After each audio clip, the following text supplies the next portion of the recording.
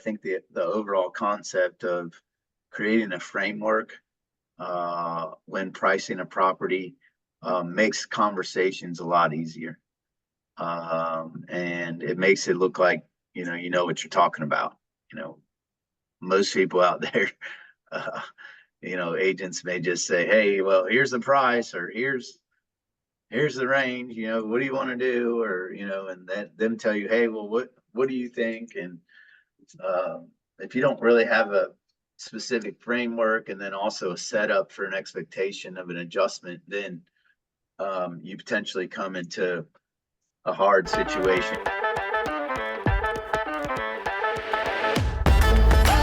All right, we're going to go ahead and get started here. I'm sure some others will pop in, but welcome to the Winning Playbook Real Estate Edition this morning. Just wanted to remind you of some of the rules. We're all realtors here and we abide by the code of ethics. If you are in a place to put on your camera, I'd love to have engagement here within in this session. And if you can be on, that'd be great. If not, and you're shy or not in a place to do it, just go ahead and put questions or comments in the chat. From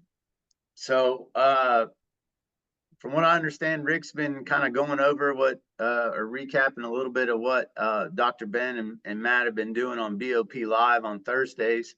Did any of you guys attend the last BOP Live last week by chance? Are you guys getting those links and reminders to the BOP Live? Yes. Okay, cool. All right. Well, this last session was about pricing strategies on listings. I thought he did a great job in creating a framework. And so I'd like to get your all's feedback on how you guys set up pricing strategies and how you look at when you present to a seller, how you frame the pricing. So if any of you guys would like to talk a little bit about that at this point, when you present pricing to a potential seller.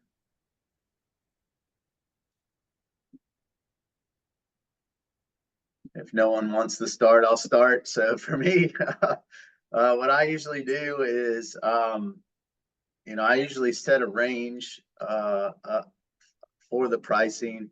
I do talk to them a little bit about, and probably not as in detail what Matt was talking about on Thursday, but setting up that price range and then talking to them about the price range. If you end up going a little bit higher on this range, we are pushing the market up a little bit. We're looking at a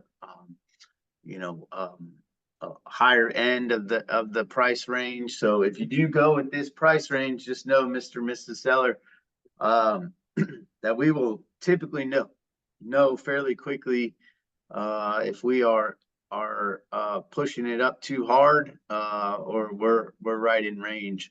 If you go in the in the lower part, you can go in the lower part of the range, and that may be a scenario where, hey, we're pricing a little bit below where things are, but in hopes to get a lot of interest and get a lot of attention to it and potentially multiple offers. And then within the middle or middle up, that tends to be kind of more the sweet spot. In my presentations, I usually give a fairly large range depending on the property. So if the property is just sitting smack dab in the middle of a neighborhood that's had tons of comps, then, well, that's going to be shrunk a lot smaller of a range, just because, all of those homes tend to be built around the same time. They tend to have a lot of the same features. So in those scenarios, my range may only be, 20,000 apart, or 25. But then, like a recent listing I have, it's almost 90,000 difference in the range in which I present the potential list price. So Any of you guys have any comments on that, or maybe kind of on what you do? Where is the one that you said is a 90,000 spread? This Is that the particular one in one, Lawrenceburg?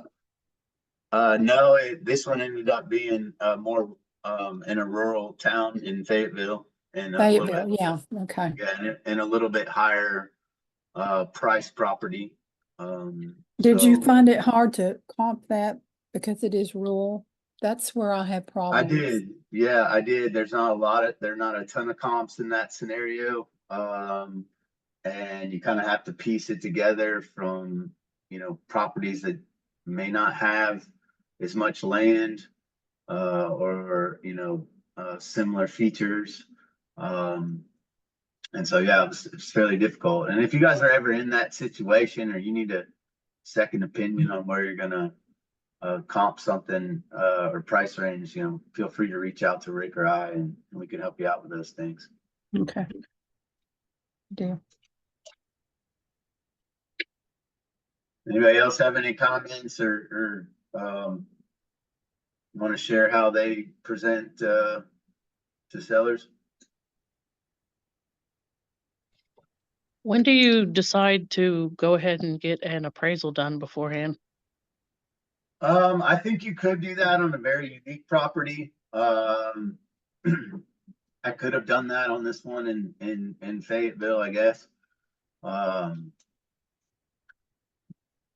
If it's just something that you don't see anything out there, it's very difficult. It's a big stretch. Then getting a pre-appraisal can be beneficial. Even on my listing down in Tullahoma, we ended up having an appraisal prior to listing, but that was for lending purposes. But it did give us an idea, in addition to the comps that we ran. Michelle, you took the words right out of my mouth. You beat me to the question, in that I do think it's beneficial, especially if you have a seller who is adamant about a certain price that they want out of their property. You've got to show them the difference in what the market will bring and what they want. And so what do you advise, Corinne? Because I just had a listing that it was a nightmare. It was overpriced from the get-go. He was upset and I had it, and I recommended a pre-appraisal. He did that. He still overpriced it, and I wound up, losing the listing several months later because it was just not getting activity. It was just it was overpriced. So Yeah. do you recommend to go on and take these overpriced expectations, or just walk away? Yeah, good question. So I think that kind of leads into a little bit of the price strategy scenario that Matt was laying out. And what you're talking about, that strategy listing, well above market. Most sellers are going to kind of pick that strategy. He calls it beat the market strategy. The sellers just think, oh, well, if I price it higher, then more people are going to come and, want to give me that price. Usually that's quite the opposite. And really the only time that we should probably be doing beat the market strategy is, really if the property has 3 or more things about it that are very unique that you can't find in other properties.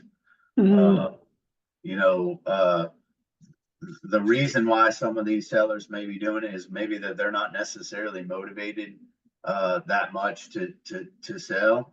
Of course, they may think that they know better. So part of this idea of frameworking our pricing strategies and explaining to them the different pricing strategies, I think will help reduce or help you have better conversations with them. And one thing he talks about, if someone does, basically, no matter what strategy you pick, we have to explain to them and framework to them that we need to see certain amount of activity for us to, right away, with any of these strategies, and he calls it the 7-5-3 conversation. So basically, in the 7-5-3 conversation, that with the market and the way that things may change, we have to be very proactive in what we're doing, and based on look at specific metrics that will tell us what the market is doing and what it says about your particular property. And if we're truly priced right, basically within a buyer's market, that home should bear some of this activity within the first 30 days, and in a seller's market, it should happen within the first 7 days. Okay. And the 7-5-3 is 7 direct inquiries, 5 quality showings, and 3 offers. Wow. And so when we say direct inquiries, we mean potential buyers or buyers representatives calling us and asking about the property, very, active within the interests that are happening. I've gotten a couple of inquiries on, my property outside of showings. I'm sure you guys have experienced that too. Especially if you create, some sort of coming soon, sometimes depending on the property and what it looks like, you're going to drive, some interest, and especially if it's priced right. The 5 quality showings, after the showings, are giving us good feedback, and it gives us an ability to make certain decisions. And then, obviously the 3 offers. So, we explained to them with the 3 offers, we're not gonna panic, but we're really gonna need to be serious about if we don't get the 3, right? What's happening, especially in the seller's market. In some of these scenarios, like mine in Fayetteville, I'm more in a neutral market at that price point. And maybe the buyers may have, and maybe even lean towards the buyers at the price point that I'm at. So we know it's going to be longer. I've had those kind of conversations with them at the beginning, that it was going to be longer. But basically with the 3 offers, and when we see that, one question to ask them as you present this conversation, and this conversation happens prior to putting the listing up, because you're basically setting the expectation is that, hey, we may have to make some adjustments. We may have to, adjust our pricing at some point. And so you say, we both know that not all transactions want or need as much activity, right? And so the reaction that I got from Gabe was like, wow, that's a lot of activity, right? And so you wait for their answer, because that'll tell you a lot about their level of motivation, how motivated they are in getting,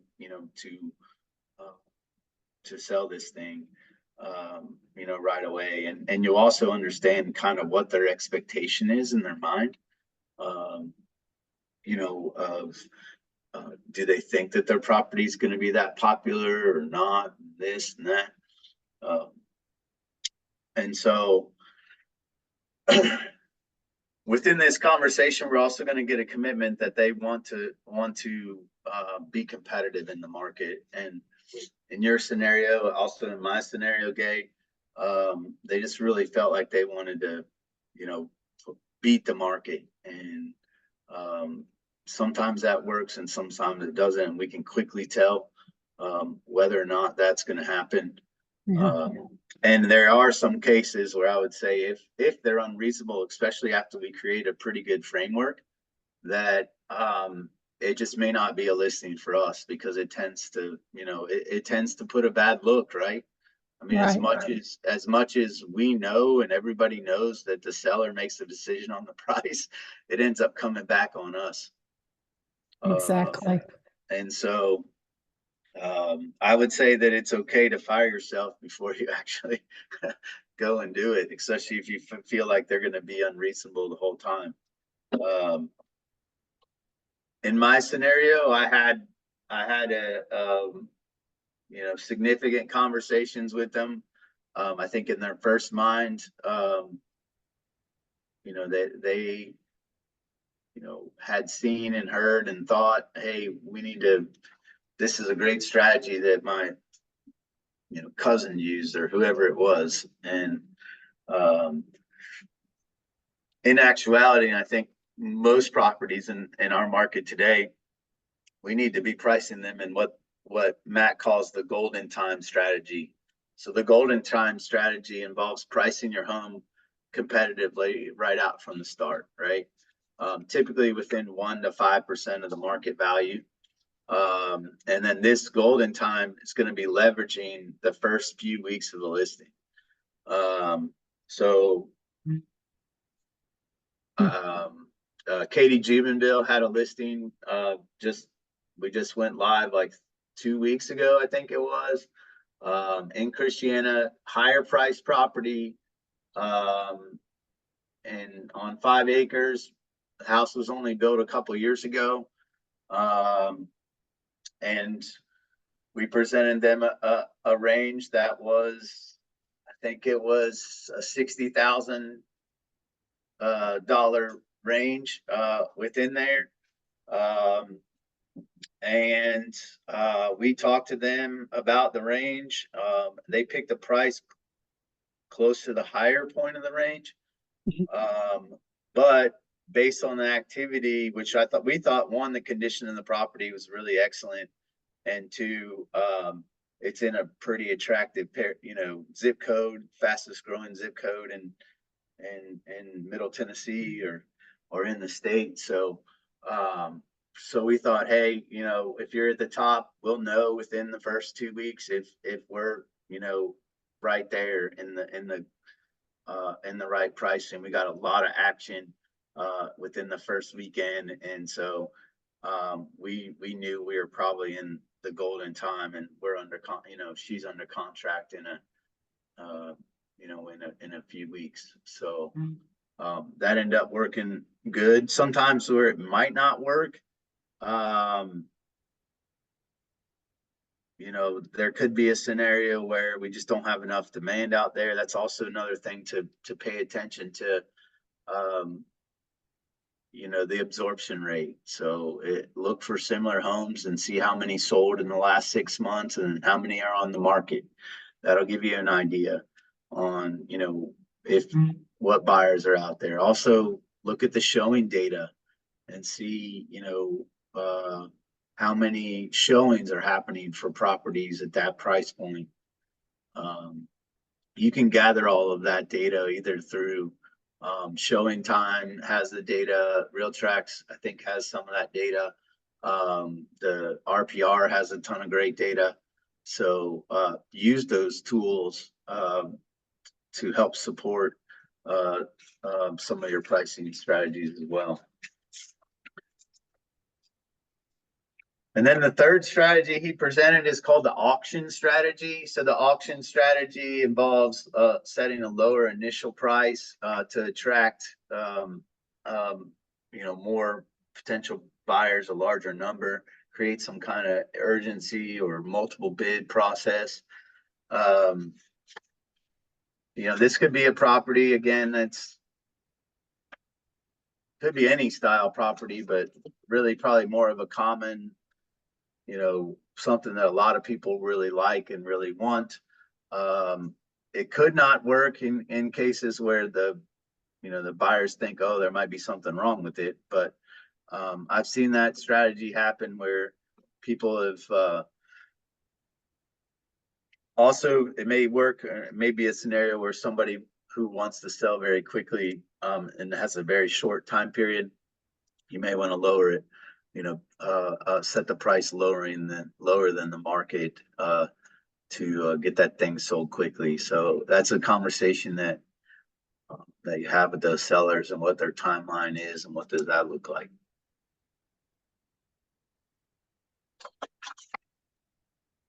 You guys got any questions or comments on those strategies there?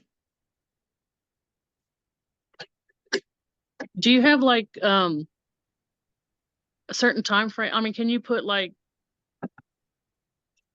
you're not gonna accept any offers for 2 days, or do you do anything like that, or you just wait for stuff to come in and Yeah, usually, um, I usually like to wait for stuff to come in. If you list like right on, um, right towards the weekend and you have tons of activity, and people are saying, hey, I'm going to bring an offer. That's a conversation you have with the seller, right? It's like, look, hey, we're getting a lot of activity. We got a few people saying that they're going to bring in offers. One thing that we could do is we could say we're going to cut off showings on Monday, and all offers are due my Monday at 6 o'clock or something like that. That may scare off some people in this market. But in COVID times, that stuff happened all the time because everybody was rushing and hurrying and trying to get in there and get whatever they could get, and we're spending money over lists and all kinds of stuff. So anybody else have any comments on her question? Do you think it's a good idea to do that, Corinne? Set a time for showings and set a time for offers? I mean, does that not? I've always been of the opinion, even during COVID, that what was not, in my opinion, a good idea, because you don't give it time to saturate the market and get the highest and best offer. And some of those that I saw that they wound up walking anyway. They didn't close, especially the out-of-state cash buyers. What's your feelings on that? Yeah, it depends. I always say it depends, and it depends on the seller scenario and what they're trying to do. If they're in a situation where it's tough to have showings, it's hard to get. They got 3 kids that trash the place every night, and 2 dogs, and it takes like a big hassle to get it ready. Then that may be a good idea. It may be a good idea to say, hey, we're only doing this, and even in some cases I would maybe even do that today, say, okay, well, we're only going to have, we know we're limiting our time and limiting home buyers coming to see the property, but it's a stressful process for them as a whole, and then when you got all that going on, it tends to be a lot. But I think overall I don't necessarily like the strategy because it does scare people away. I mean, and the competitiveness part of it. I do know that even some people would rather it be more honestly more transparent and offers more auction style, where you could actually see, hey, well, this person's offering this, and but I'd say in general, I think it doesn't, limiting that. It's only if you have tons of action and it's going to be 3 or 4 offers coming in, and that's when you talk to them about that strategy. Is like, look, we can turn this into a multiple offer and send it to everybody and say, hey, here's the scenario, bring your highest and best by this date and time. But Mr. and Mrs. Seller, we would potentially run the risk of someone bailing out just because they don't want to be in that scenario. Or we can take these as they come in one at a time and talk to them and say, hey, we got another offer on the table. Would you like to sharpen your bid? I mean, there's a lot of different ways to do it versus a broadcasted multiple offer situation. I think at the end of the day, if the seller is okay and they listen to you and you provide them with their options, and that's always the best way, is look at and explain to them the different options that are available to them. And if it's all within the range of them getting what they originally intended to get, and the rest of it's kind of gravy, Some people like that game and want to play it, and others people don't. So, Okay.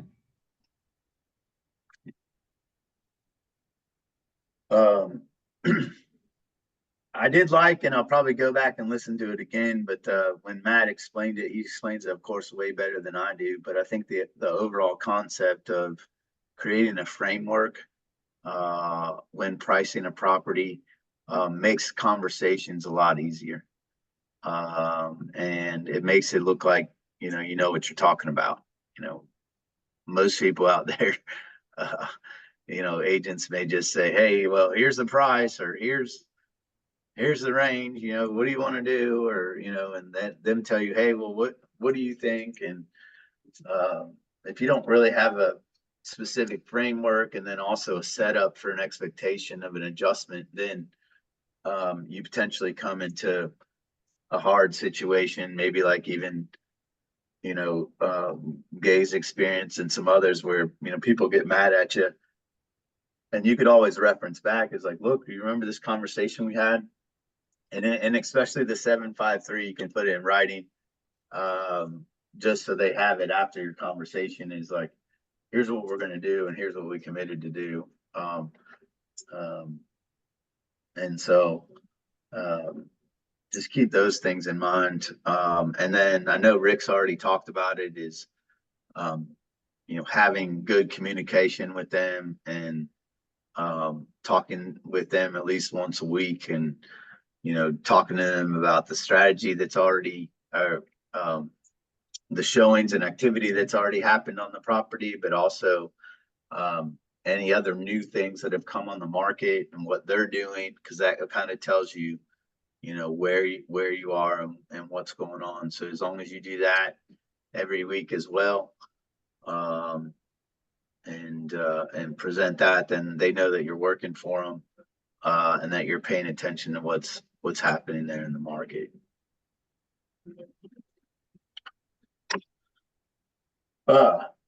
We got anybody else have any questions or comments on listings or listing strategies? All right. We have any wins to celebrate from over the weekend? Anybody have some great conversations or get anything under contract? No. All right. I have a Well, listing for this weekend. oh, nice. Congrats. It's just land, but it's already got like a 30 by 40 garage on it and a carport thing for an RV with a big, huge deck type Oh, of thing. cool. So kind of like a camping lot. What's Okay. that? We can get away from the pond. What's it Nice. like? My only downfall is it's in Lakewood Park, which it's been improving, but that's going to be my Yeah. hard part because the property itself is absolutely wonderful. It's the location that's going to hurt. Is Yeah. that off of Beach Grove exit? Is that where you're? Yes. Yeah. Well, I'm having a lot of conversations and I kind of feel like a hen sitting on a bunch of eggs. Right. Right That's now. the same thing with me. I've got like several people that I'm trying to encourage to go ahead and get with a lender just so you know where you're sitting Yeah. and to know what you need to do to prepare yourself for when you are ready. So that's what I'm trying to figure out is how to word it on how to really encourage them to go ahead and at least see where you sit. I mean, I don't really care if you do it right now. As long as you do it eventually with me, I don't care. But Send just prepare yourself, yeah. Maybe send them a flyer article on the benefits of home ownership. Okay. And then steps to prepare, flyer email. So separate those into two different emails over a 2 or 3 week period, Okay. or text or whatever. And then also send them a flyer with my lenders or something. And then that'll get, them to start thinking potentially in another way for you to have a conversation with them after a couple weeks. Okay. Can I share my thoughts on that? Yeah. I feel like the verbiage that I use that I feel like resonates with people, with my buyers, is to explain to them how speaking with a lender gives them a target. Because without a target, you're just making stabs in the dark. You don't know anything about anything. And so using that word, like it is a target, speaking with the lender gives you a target. It gives you your price point. And that I always feel like really gets through to buyers. Okay. Cool. Thank you for sharing.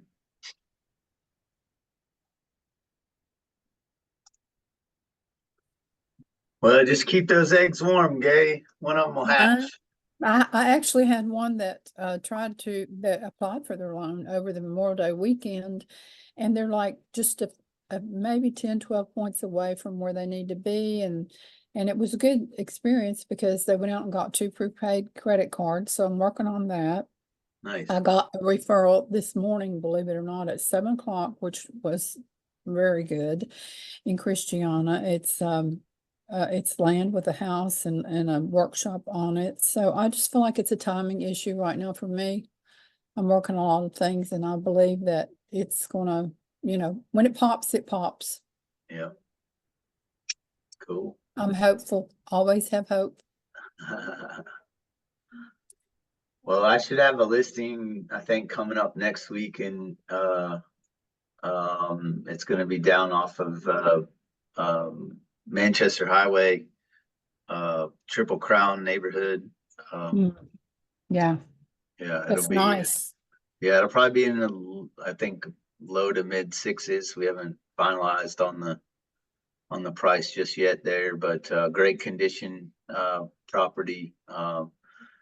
3-bedroom, 4-bedroom with a bonus. So all brick. I will say Nice. that if anybody is having any open houses and wants some company, I'd be more than happy to follow along just to learn how you do things. Cool. All right, guys. Well, just as a reminder, if you guys haven't heard or saw your email that came out about it, but the financial wellness program for Smart Dollar, all of their little training sessions start back up. I think it's tomorrow. So if you are not enrolled in those or interested in those, go into the Learning Academy and enroll in those courses. It kind of gives you a snapshot within the app and within the program on what it can do, the benefits for you and your family, and get you on a plan, either to save debt or pay off debt or have savings. It's a great program for financial education, into how to basically you control your money versus your money controlling you. So I encourage you guys to take a look at that. And then also we have a broker roundtable tomorrow. The broker roundtable will be at 10 a.m. I think 10 a.m. tomorrow.